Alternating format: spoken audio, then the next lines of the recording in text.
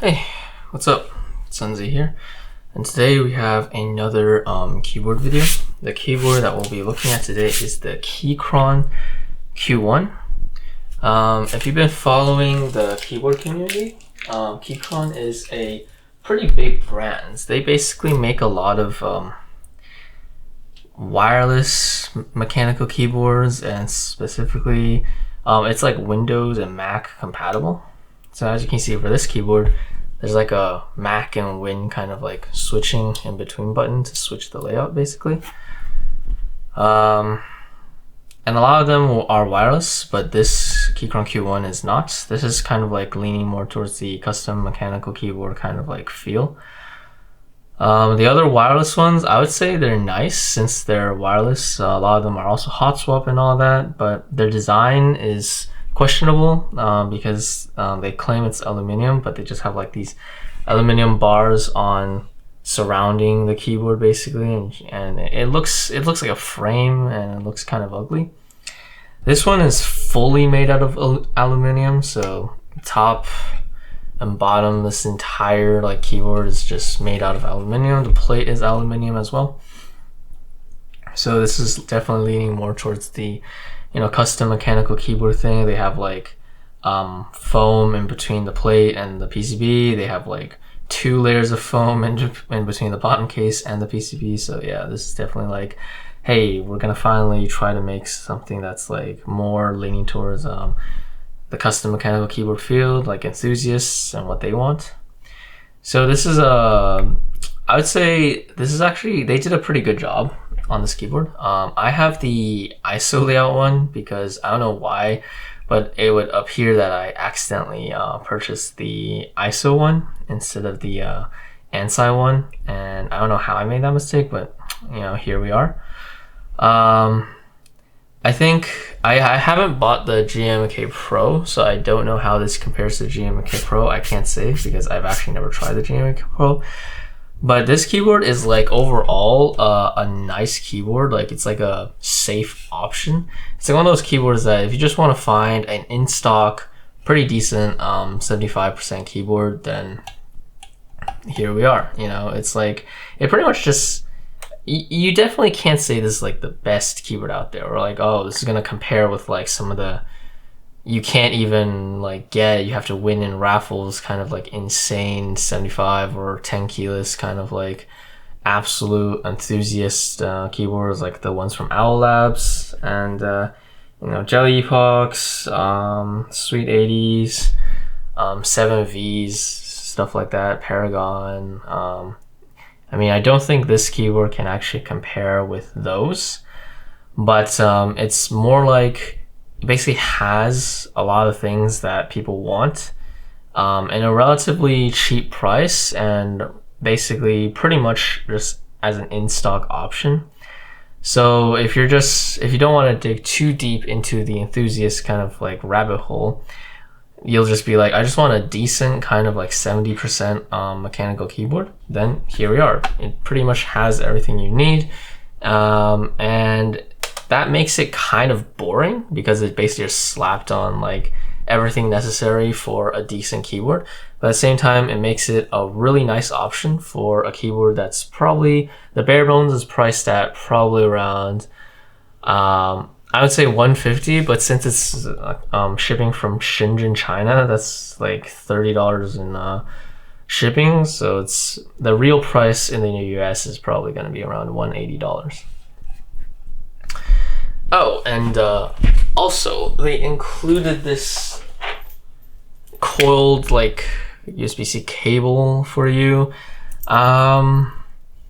It's definitely not the best cable, but it's a decent cable nonetheless. I'm a little worried about the durability of this material. Like I feel like it would get pretty like messy for in long-term use. But it has the same problem with a lot of the other coil cables that people just give you, and not just like the ones you buy, is that the coil is pretty short. The cable is also pretty short. This one's actually, I feel like, longer than most of them. But yeah, also the cable is just real kind of stiff as well. So seems pretty hard to use since it's kind of stiff. The material not so great, and the length not so long. So this is definitely not a cable you can use to replace your own custom coil cables, but it is a better option compared to what a lot of other keyboards offer. So putting that aside, let's, oh, that just happened. Let's start our keyboard build with this. Oh, this is also hot swap, so that makes it an easier job for us. So for the key switches, we're gonna use these TDC, these are like tactile switches from CannonCaps. And then for the keycaps that we'll be using are these nice PBT Winter Tundra keycaps. I actually didn't pay anything for these keycaps. These were keycaps that I won at a keyboard convention. So basically the challenge was a blind key switch challenge. Basically it was multiple choice and all the key switches were from CannonCaps. But they would give you one row of just random switches and you had to type on them and tell them which switch you thought it was. And yeah, I don't know how accurate I was, but I got the highest score, and then I just won these Winter Tundra keycap sets, which is pretty cool. So we'll be using these keycaps on this keyboard, and let's see how it goes.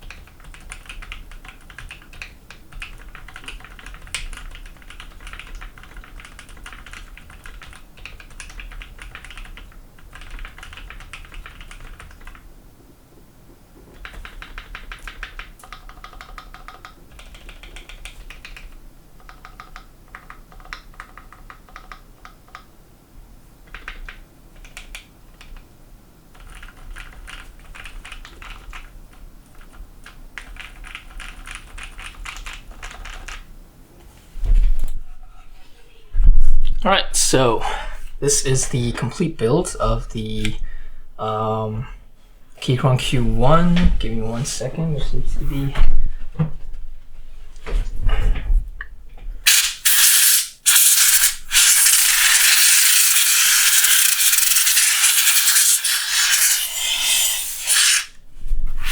some tiny dust particles on the keyboard. So, I mean, what can I say about this board? The ISO layout actually is pretty interesting. I mean, I don't feel like it's actually that much of a challenge to use ISO compared to like ANSI. So, if anything, the ISO, I'm not gonna lie, this shift key, even though it's really small, it's exactly where I would press if I were to touch the shift key with my left hand.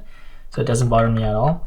This is a little bit further. You need to like reach a little bit further out, but once you get used to it, it's not that bad. So the ISO layout actually wasn't too much of a bother. Actually, I think it looks actually pretty cool. This entire ANSI layout. Of course, these nice PBT keycaps actually are pretty good. Canon Keys actually is doing quite a good job with their keycap sets. They're nice PBT keycap sets. I thought would just be just pretty like normal, boring keycaps. So it turns out they're actually quite nice. I actually quite enjoy this keycap set. The keyboard itself, it's to be expected. It's like okay, and typing on it feels okay. Everything, like the entire board, there's nothing wrong with the board. It's just like a pretty complete package with this board. The only thing that I would say is that typing on it feels a little bit more, even though it's a gasket mounted keyboard, typing on it feels a little bit more stiffer compared to a lot of keyboards that I've used. And I think there's two major reasons for that. One, they have like 2 layers of foam between the bottom case and the PCB. And honestly, I don't think you need that much foam under there. I removed 1 layer and it slightly improved the stiffness. And second of all, I think the foam between the switches and the PCB is like a lot thicker compared to other ones. Like, I don't think the other keyboards have like foam as thick. Maybe I'm wrong, but I felt like for some reason I just felt like that foam was thicker. Like this keyboard's foam is thicker compared to other keyboards. And so I would strongly suggest, if you do want to purchase a Keychron keyboard in the future, I would say invest in an FR4 plate or a polycarbonate plate. I think the aluminum plate or even a brass plate, like the typing on it is probably a little bit stiff, basically. I mean, typing on it feels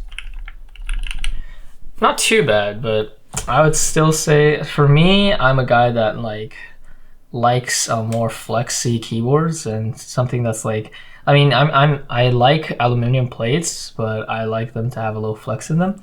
This one I just feel is a little bit more stiff compared to what I'm used to. So it depends on your preference, but to me, this keyboard is just a little bit stiff, and that's probably the only thing that I would say is kind of something to be concerned about for this board. All right, so yeah, that's basically all my thoughts on the board. It's basically one of those boards where it's like, it's good, but nothing like amazing. Like this is like, oh, this is your end game keyboard. It could be, but compared to a lot of like other boards that have to cost like $400, $500, there's a reason why they're expensive. Definitely they have some like things that definitely are more exciting compared to this keyboard, but at the same time, this board is just $108 for a pretty complete package and pretty good typing experience. So it's just a different approach in terms of like custom mechanical keyboards. So that's gonna be it for this episode of Keyboard Builds. Hope you guys enjoyed the video. Be sure to do like and subscribe, and I will see you guys next time.